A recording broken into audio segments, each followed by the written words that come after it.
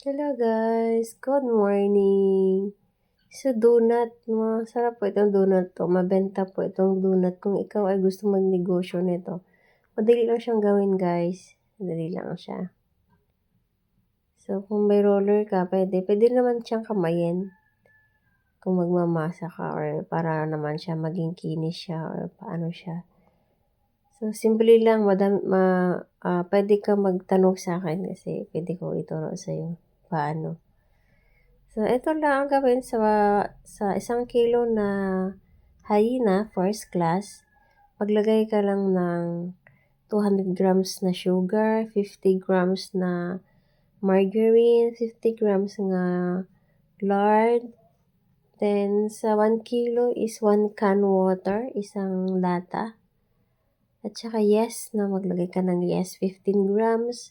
Asin, 15 grams.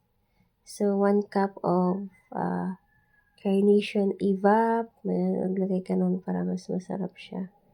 So, yan. Pagkatapos nun, sasalang na natin sa mainit na mantika. Yan. Huhurmahan mo muna. Papatubuin mo muna. Huwag masyadong tubo kasi pag over ang tubo niya, sumasim-asim na siya. So, pangit yung lasa niya. So, ayan. Yan na siya. Lagyan ng sprinkle at saka icing. Okay na po yan.